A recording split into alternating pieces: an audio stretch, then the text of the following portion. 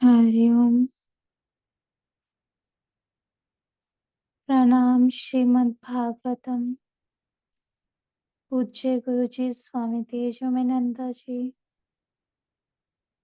परम पूज्य गुरुदेव स्वामी चिन्मयानंद जी। ओम श्री चिन्मय सद्गुरुवे नमः।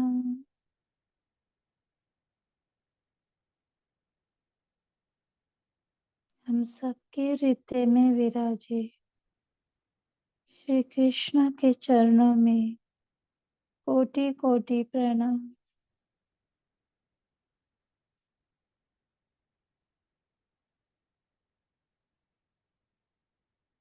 हरे कृष्णा हरे कृष्णा हरे कृष्णा।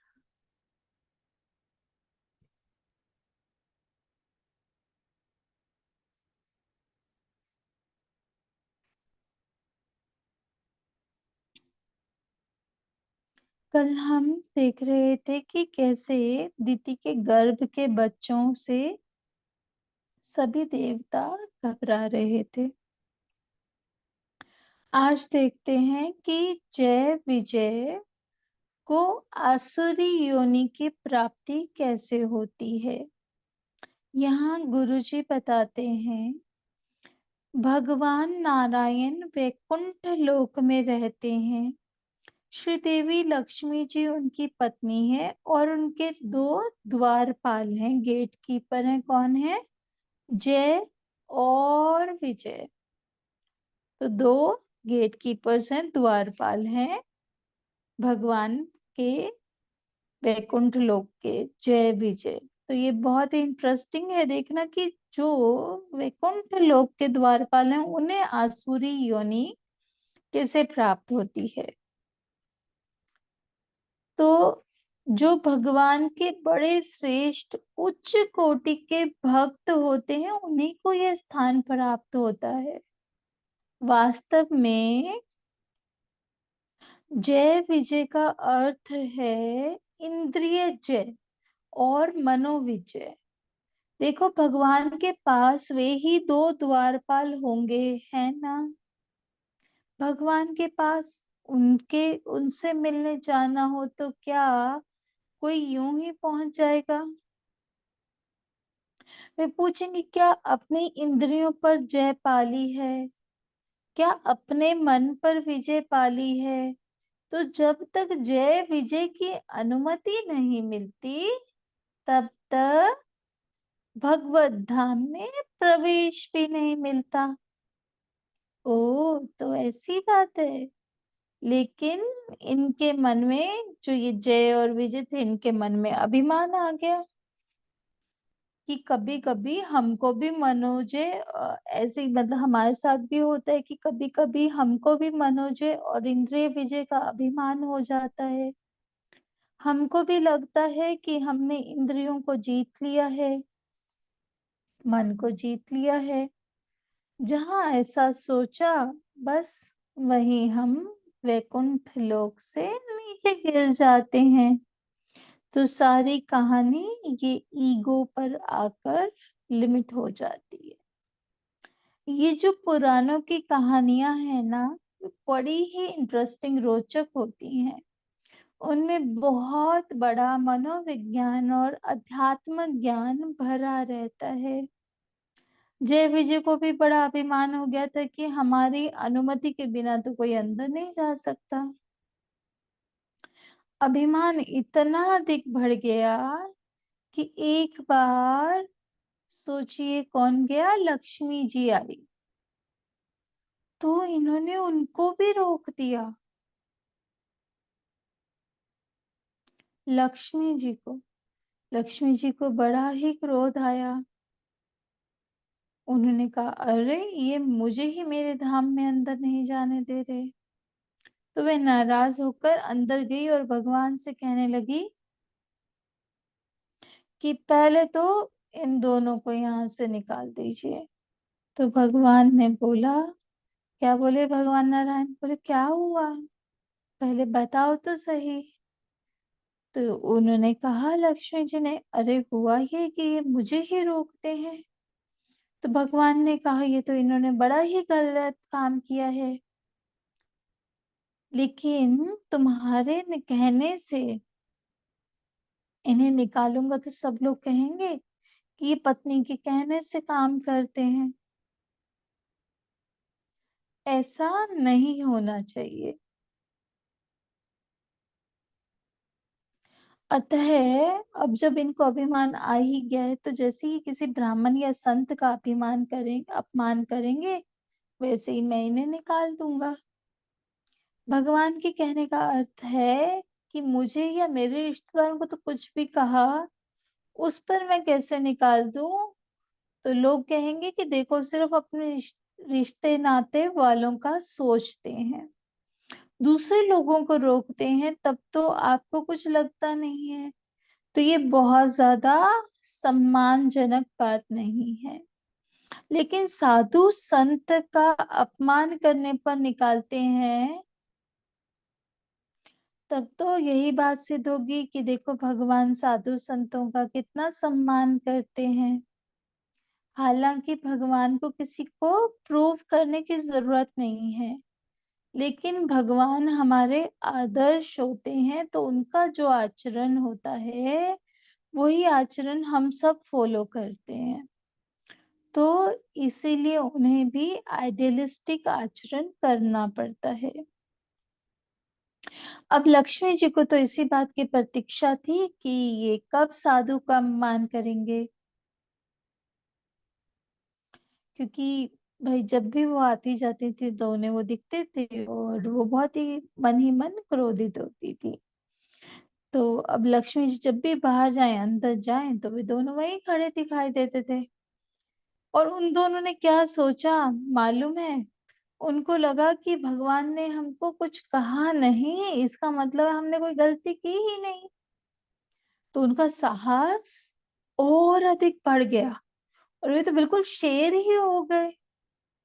अब भगवान के संकल्प से सनत कुमारों को वैकुंठ जाने की इच्छा हुई। तो ये सनत कुमार छोटे छोटे से बालवत दिखाई देते हैं, लेकिन वे हैं बड़े ही पूर्वकालीन दीर्घायु। ये चार भाई सनत कुमार कौन है? सनक, सनंदन, सनत, सनातन। तो इनको वैकुंठ जाने की इच्छा क्यों हुई? भक्त हैं भाई, उन्हें कौन रोक सकता है। तो वैकुंठ लोक की शोभा देखते देखते यहाँ बड़ा लंबा वर्णन आया है कि वे भगवान के द्वार पर पहुंचते हैं।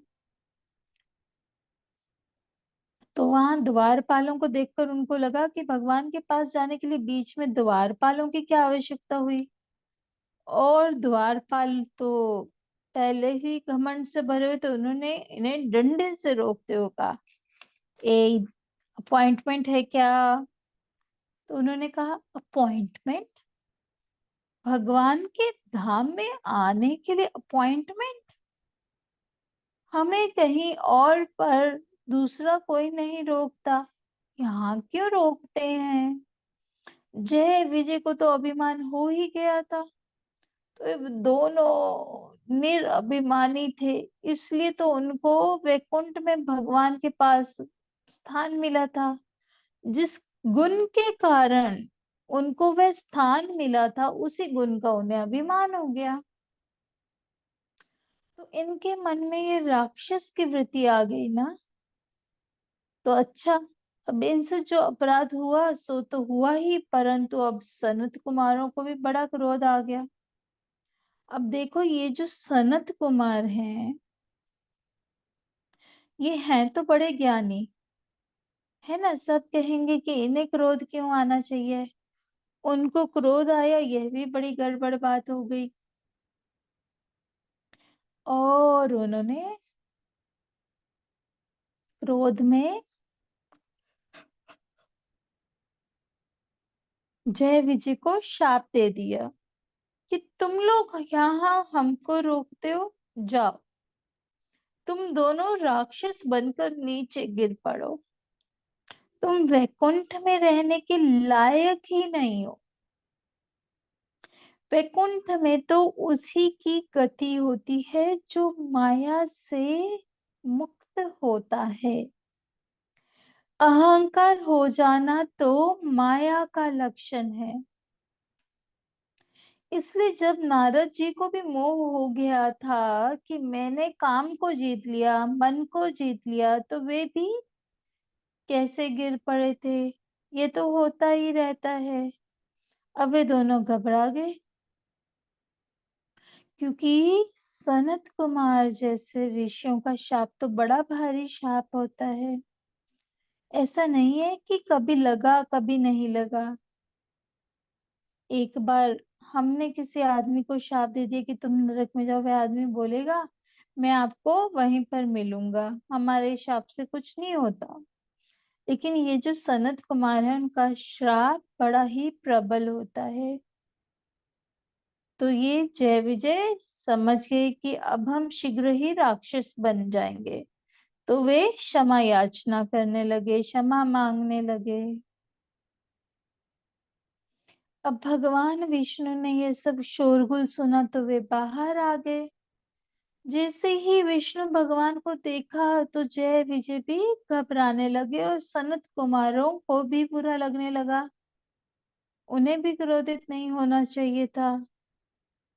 सनत कुमारों को लगा कि इनसे गलती हो गई, वह तो ठीक है, लेकिन हमको क्या अधिकार था कि इनको यहाँ से निकाल दे। यह तो ऐसा हुआ कि कोई प्रधानमंत्री के निवास स्थान पर जाए और वहां कोई सेक्रेटरी उसे रोके तो वह उस सेक्रेटरी को ही बर्खास्त कर दे।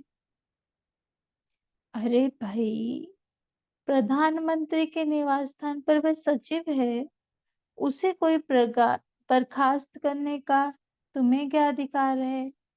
यदि किसी को कोई शिकायत हो तो प्रधानमंत्री से कहना चाहिए कि ऐसा ऐसा है। जैसे लक्ष्मी जी ने भी तो नारायण जी को ही कहा था। तो अब सनत कुमारों को लगा कि हमसे तो बड़ी गलती हो गई, हमें तो सिर्फ भगवान से कहना चाहिए था। उस पर क्या करना, क्या है, क्या कहना है, ये तो फिर भगवान सोचते। अब वे भगवान को प्रणाम करके क्षमा मांगने लगे। तो भगवान का शील देखो, वे सनत कुमारों से कहते हैं आपके जैसे ब्राह्मण देवता यहाँ पर पधारे। आप तो मेरे लिए भगवान हैं। जगत में लोग मेरी पूजा करते हैं, लेकिन मैं तो ब्राह्मण की पूजा करता हूँ। मैं ब्राह्मण के मुख से खाता हूँ। आपको कोई कष्ट नहीं होना चाहिए। यदि मेरा यह हाथ भी आपको कष्ट पहुंचाता हो तो मैं इसे भी काट कर फेंक दूंगा। भगवान फिर कहते हैं इन दोनों ने असुरों जैसा काम किया, तो उसके लिए आपने इन्हें शाप दिया, सो ठीक है।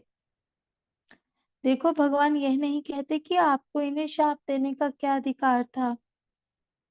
ये मेरे नौकर हैं, आपको मुझसे कहना चाहिए था। बोले आपने ठीक किया।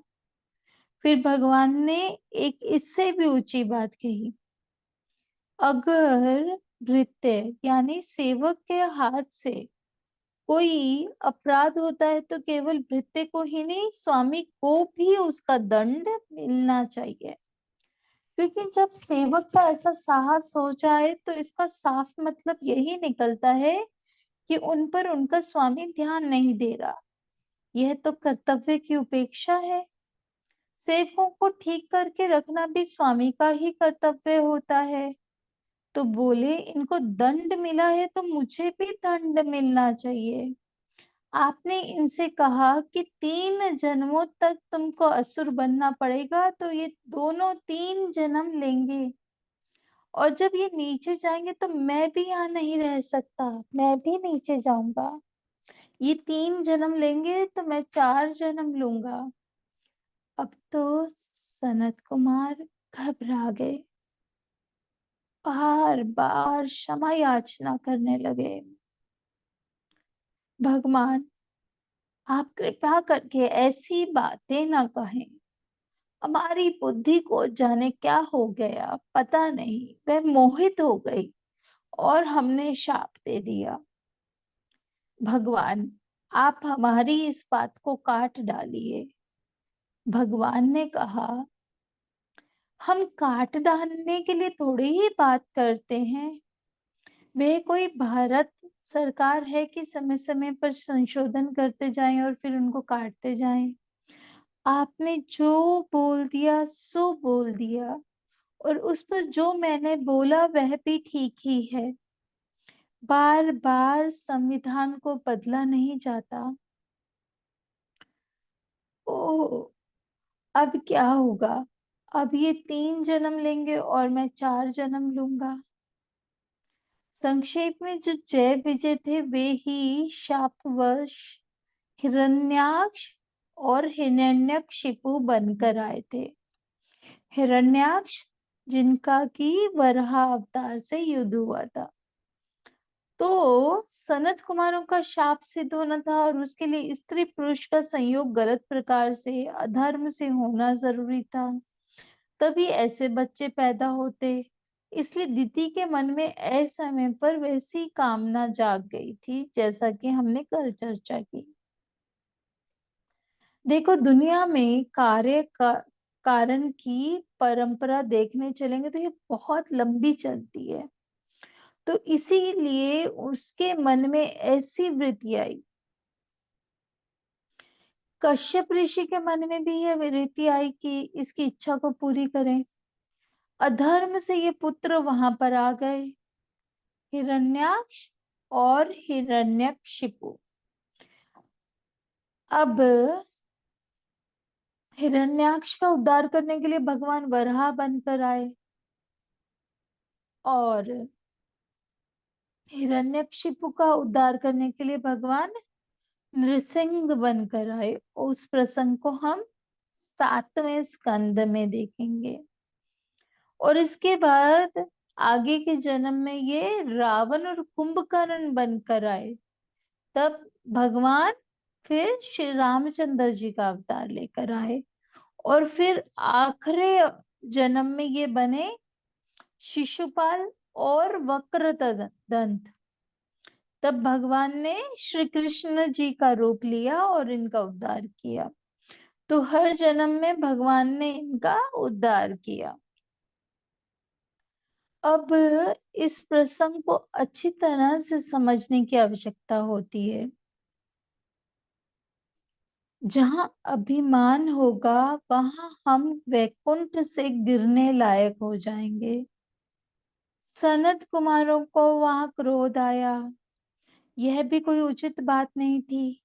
लेकिन भगवान की उदारता देखो, उन्होंने इस शाप को स्वीकार कर लिया और उस अपने ऊपर दंड भी ले लिया। भगवान चाहते तो इस शाप को निरस्त कर देते, कैंसल कर देते, काट भी सकते थे, लेकिन उन्होंने ऐसा इसको कैंसल नहीं किया। तो प्रथम दृष्टया तो यही लगता है कि देखो, भगवान ने अपने सेवकों को, भक्तों को ही नीचे गिरा दिया। लेकिन सच बात तो यह है कि भगवान अपने भक्तों को कभी नहीं छोड़ते। ये तो कहते हैं भले ही इन्हें आसुरी योनि में जाना पड़े, तब भी मैं इनको छोड़ने वाला नहीं हूँ। मैं भी इनके पीछे पीछे चला जाऊंगा। ऐसे करुणा निदान भगवान है। बोलिए हरे कृष्णा हरे मुरारी। अब देखो, भगवान ने सनत कुमार के शाप को रहने दिया। इससे ऐसा लगता है कि सनत कुमार पर भगवान का ज्यादा प्रेम था, और जय विजय को ये मुक्त नहीं करना चाहते हैं। लेकिन विचार करने पर पता चलता है कि जय विजय पर भी भगवान का प्रेम कम नहीं था। भगवान क्या बोले? बोले ये राक्षस बनेंगे तो इनका उद्धार करने के लिए मैं स्वयं भगवान में खुद से अवतार लेकर जाऊंगा। अर्थात भगवत गीता में जैसा कि बताया, न मे भक्ता पर नश्यति। भगवान ने कहा मेरे भक्त कभी नष्ट नहीं होते। वे असुर योनि में भी चला जाए तो भी मैं उसका उद्धार करूंगा, उसे छोड़ूंगा नहीं। देखिए कितनी बढ़िया बात है। दूसरी बात यह है कि भगवान का भक्त चाहे राक्षस ही क्यों न बन जाए, वह भी इतना अधिक शक्तिशाली होता है कि उसकी शक्ति मनुष्य लोक के सभी लोगों से बढ़कर होती है। भगवान उसकी शक्ति को कम नहीं करते। ये दोनों जय विजय राक्षस बने और भगवान भी अवतार लेकर आए। कौन सा अवतार? तो कहा वराह अवतार। सनत कुमारों को बहुत बुरा लगा, बोले मेरे कारण ही ये सारी गड़बड़ हो गई। अब भगवान अवतार ले रहे हैं तो मुझे भी अवतार लेना चाहिए। ऐसा कहते हैं कि जय विजय जब हिरण्यकशिपु हिरण्याक्ष बने तो सनत कुमार ही प्रहलाद बनकर आ गए। जब वे दोनों रावण कुंभकर्ण बने तो सनत कुमार विभीषण बनकर आए और बार बार उन दोनों को भक्ति की याद दिलाते रहे।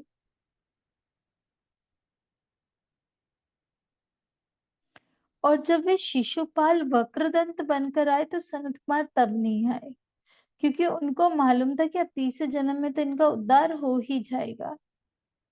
देखो, जब भगवान किसी को मारते हैं तो उनका मारना भी तारना ही होता है, उसका उद्धार हो ही जाता है।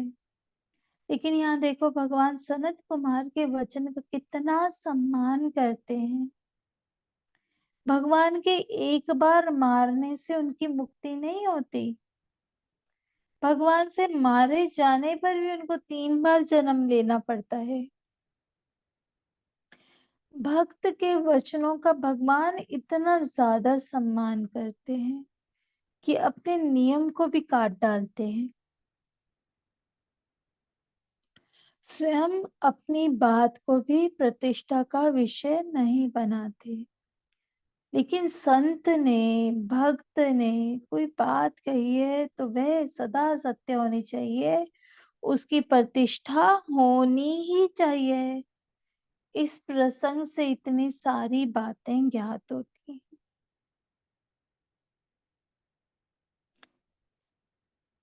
देखिए, हमें भी बहुत सोच समझ के बोलना चाहिए, क्या पता भगवान हमें भी अपना ऐसा भक्त मानते हो।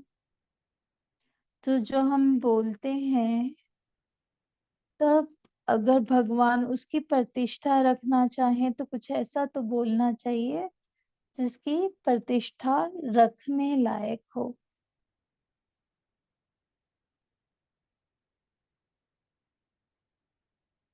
आगे हम लोग कल देखेंगे कि हिरण्यकशिपु व हिरण्यक्ष का जन्म कैसे हुआ, क्या हुआ। तब तक के लिए हरे राम हरे कृष्णा कृष्णा कृष्णा हरे हरे, हरे राम हरे कृष्णा कृष्णा कृष्णा हरे हरे, हरे राम हरे कृष्णा कृष्णा कृष्णा हरे हरे।